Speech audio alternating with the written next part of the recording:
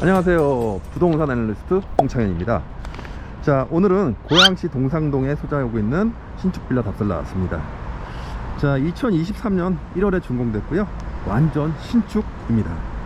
2층부터 4층까지 총 6세대가 있습니다.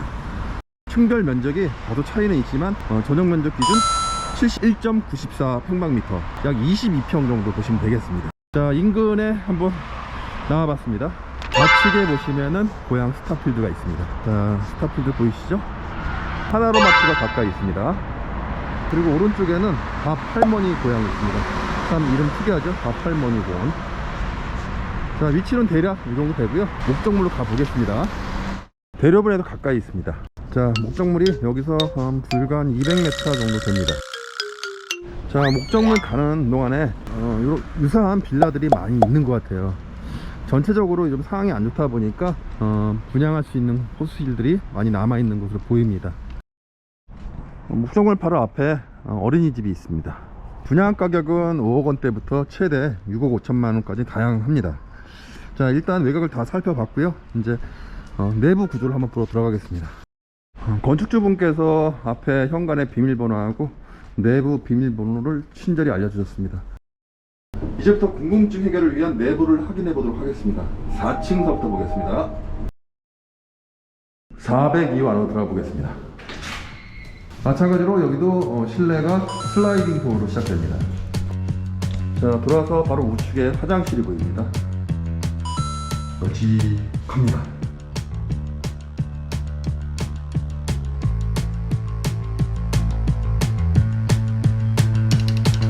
층으로 이동합니다.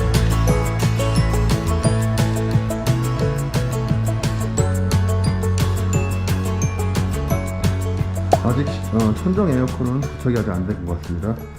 나중에 입주하시거나 매매 계약 체결하신다면은 설치가 가능할 것으로 보입니다. 작은 방 있는 화장실입니다.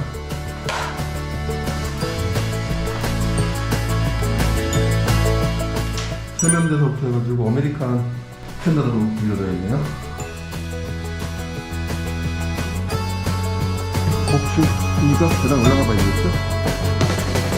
최근에 제가 유튜브에 올리지 않았지만 SNS 올린 것 중에서 보면은 복층이 성인 남자가 서서 출입하기가 곤란한데 저기는 서서 출입할 수가 있네요.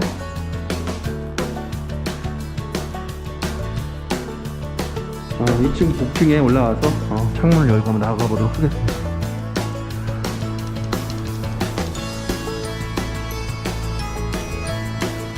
전망은 상당히 좋습니다. 자, 여기 특별히 좀 쓸 수 있는 공간이겠죠? 자, 봄 기운이 확실히 느껴집니다. 이곳은 또 맞은편 바로 401호입니다. 조금 전에 본 것은 402호고요. 여기는 401호입니다. 에어컨은 실외기가 설치되어 있기 때문에 안에만 설치하면 될 것 같습니다. 시원함이 확실히 좋네요. 마찬가지로 4층은 복층으로 이루어졌습니다. 벽지 색깔이 참 좋은 것 같아요. 아이들 방으로 활용하면 될 것 같습니다.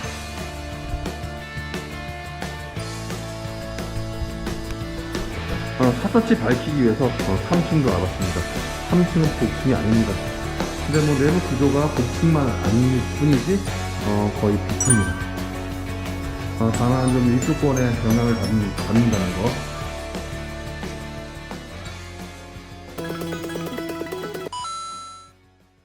거. 외관과 내부 모두 확인했습니다.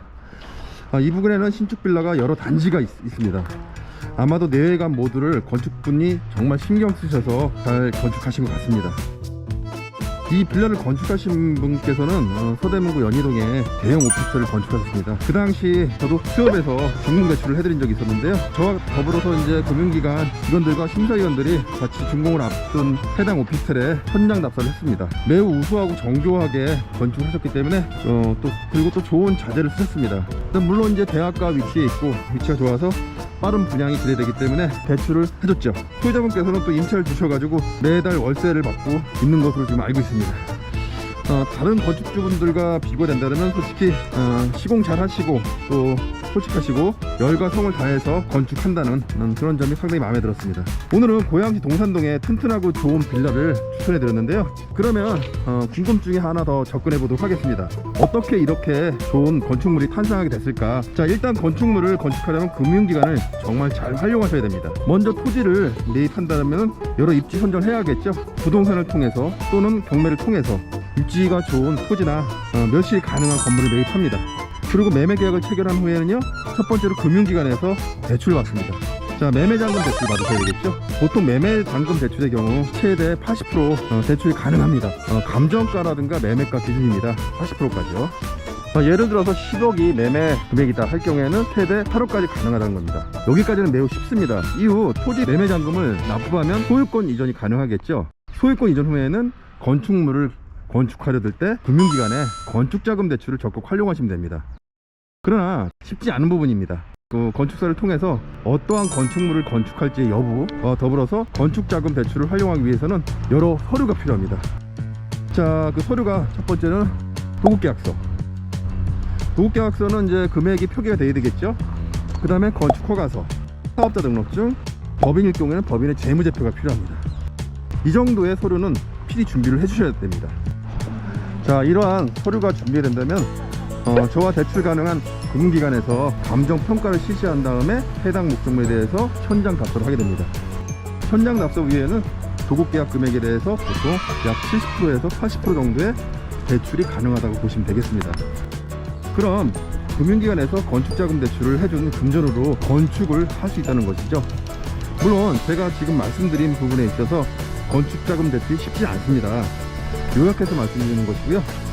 이러한 경로를 통해서 건축자금 대출을 활용해서 공사를 할 수 있다는 것을 말씀드리는 것입니다. 자, 건축이 거의 끝나갈 무렵 준공 시점이죠. 마지막도 금융기관의 활용이 상당히 중요한데요. 준공 시점에는 보통 총대출 또는 준공대출이라는 용어를 사용하게 됩니다. 준공 시점에는 토지와 건물이 올라갔지 않습니까?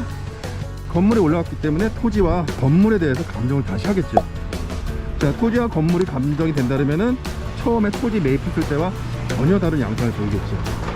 자, 이럴 경우에 토지와 건물을 감정 평가해서 금융기관에서는 약 70%에서 80%의 대출이 가능할 수 있습니다. 자, 여러분들이 궁금해하시는 금융기관의 대출에 대해서 그나마 간략하게 설명을 드렸는데요.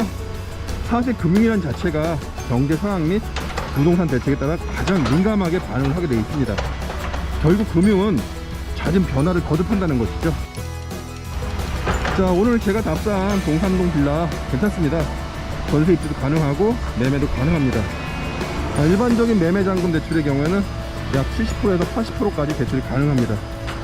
자, 만일 제 동영상을 보시고 궁금증이 있으신 분은 언제든지 연락 주시기 바라겠습니다.